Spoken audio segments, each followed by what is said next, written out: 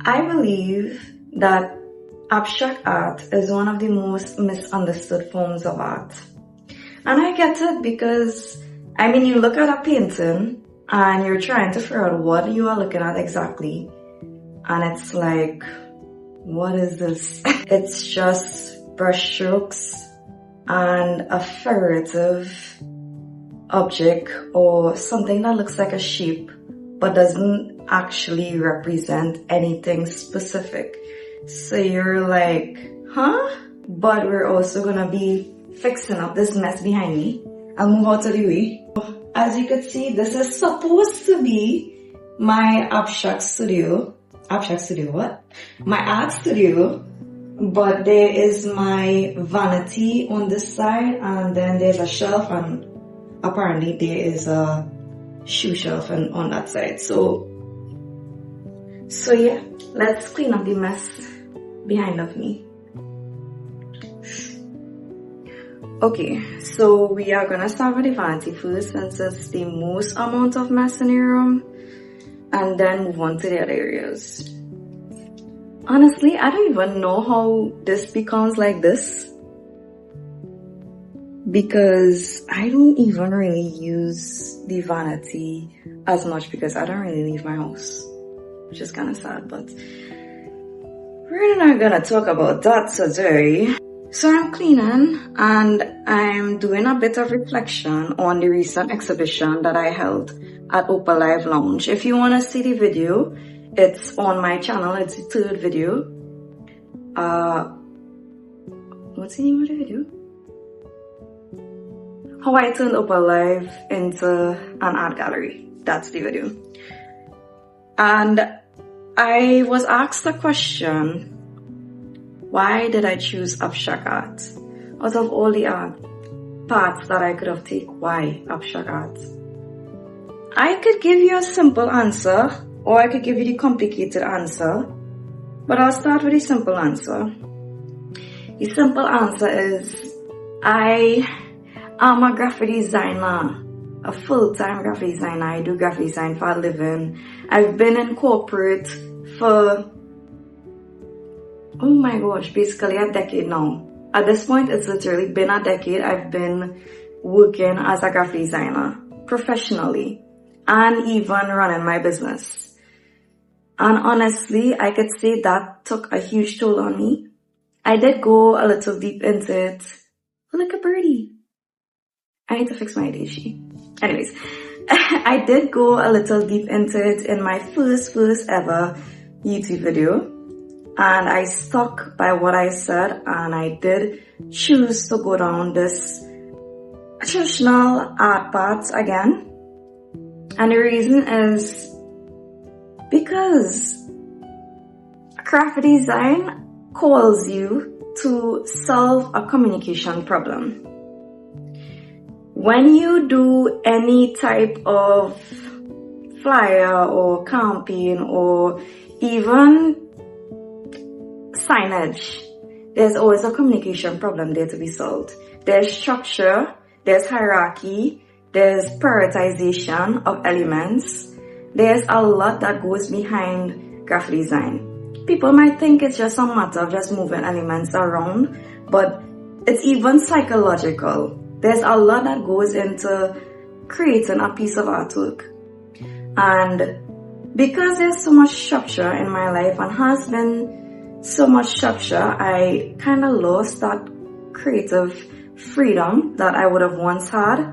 I have a little in the work I do, but again, there's always a goal at the end of every artwork. Even if you have the creative freedom, there's always an end goal. And for me, I don't want to have an end goal. I just want to be able to paint and just let loose on the canvas and just be free. I don't want to have an end goal where I'm thinking this is what I'm going to do and this is how it's going to look and this is the process. No, I want to enjoy just painting because I used to paint and that is how I used to paint. Before all of this happened, that is how I used to paint. And when I first started my first ever painting, which would have been this one right here, Whispers of Fire, which I am not going to sell this painting because it holds such a huge part of me. It holds a huge place in my heart. I'm not gonna sell it. And the reason is because that piece started off in a very vulnerable place. I didn't have an end goal. I was feeling a lot of pain in that moment. And it started off as a blank canvas. It started off with just red, because red was what I was feeling in the moment. And then I just started piling on, layers upon layers, brush strokes. And again, I don't paint with a brush. I paint with my hand. So all of this is me doing this and this and using my fingers to carve a figure. Well, kind of a figure, because again, that is what I felt in the moment. And everything somehow always forms an image. Even though I say, yes, I'm just using my hands and I'm just doing this and this and this, it still ends up turning into something because of what I feel. I might feel like, okay, for example, let me pull up this painting. For example, this painting. I felt like purple was the color that I wanted to start off with as a base. But then I was feeling like I wanted to come out of my shell. Like I wanted to release. And it started off as a shell because in my mind, I thought of a clamshell, which it might still look like a clamshell, but then it turned into a flower. And then it turned into a woman coming out to represent her freedom. But it also looks like part of the flower. So it's a really interesting form of art. And again, there's not a clear figure. There's not a clear image. And because of that, it's so highly underappreciated. And I also want to use this channel to bring awareness and make people, or not make people because I can't force my opinions on you guys, but try to help those who don't understand abstract art a little bit more. Because I know there are some people who genuinely don't understand abstract art and they really want to learn, so that's why I'm here. I kind of explain a little bit of what abstract art is, but I could go further. But I got busy talking and I completely forgot that I was cleaning the vanity, so.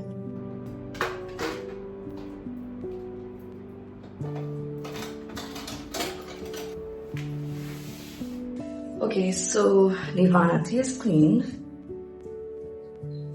I have to clean underneath the vanity because there's a bunch of shoes and stuff there, so I'm gonna move that. One of my favorite boots.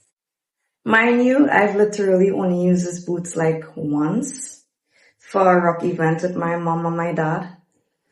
But I need to get myself in another rock event so I can wear them. So invite me to your rock event so I can wear them. Okay, so I'm gonna continue talking about abstract art. What I will say is I have a lot of respect for people that do realism because it takes a lot of skill, it takes a lot of time, it takes a lot of patience, especially people who work with oil because oil takes longer. I work with acrylic because I love how fast it dries, but oil, yeah, that's the next level. It takes weeks, sometimes months for some people to finish a painting. Realism is highly respected in the art community, and I've even had friends who do realistic paintings who don't even show that respect for abstract art. And it's kind of sad because we belong in the community as well. Art is art. It doesn't matter what form you do. It doesn't matter what type of paintings you do. Art is art. It's all a form of expression.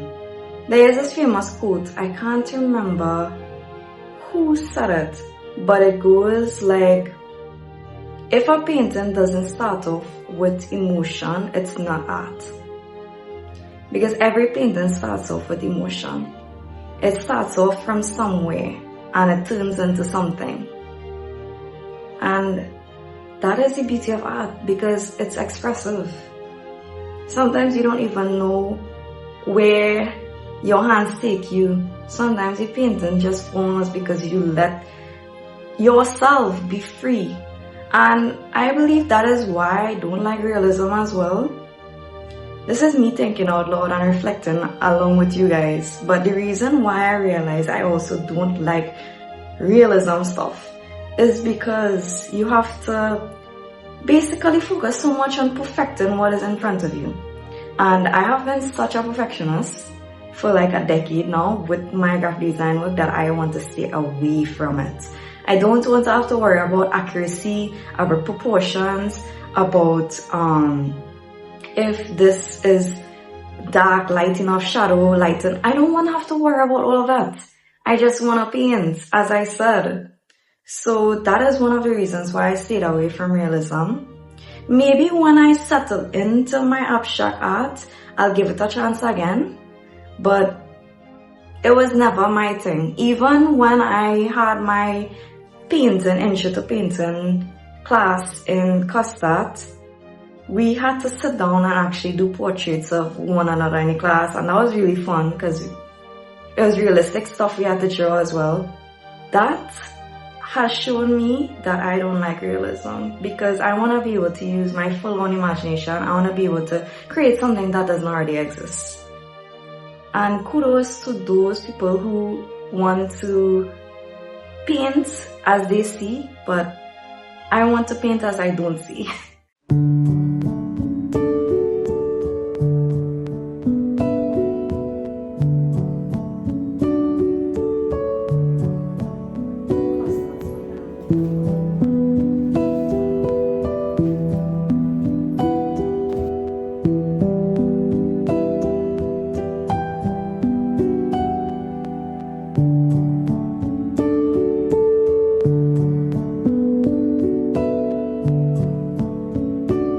I'm keeping this forever and ever.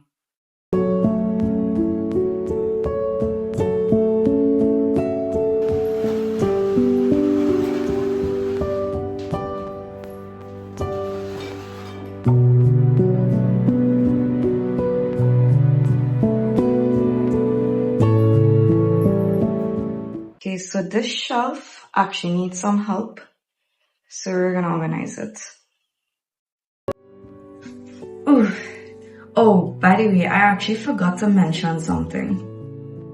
My style of work is abstract expressionism, which falls under the broad category of abstract art. It's niche. It's part of abstract art, but it's a specific niche in abstract art. And expressionism is more intuitive, and it really focuses on being raw and messy. Again, without a goal in mind. It's whatever you feel is what comes out. And that is the style of work that I do. Right now we're organizing the painting. The paints.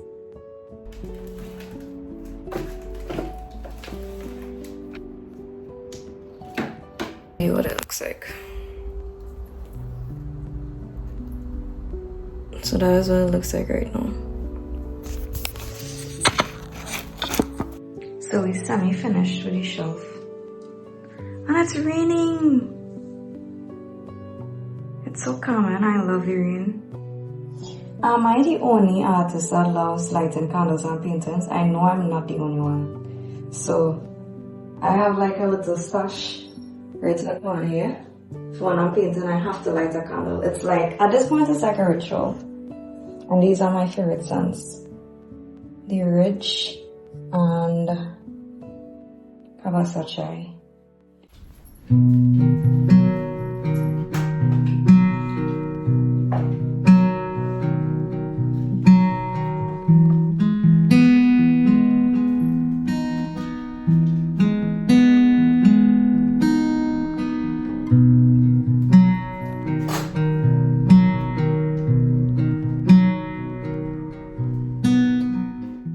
that is the end of this video. I hope you guys enjoyed the process of me setting up the studio, and I'll see you guys in the next one.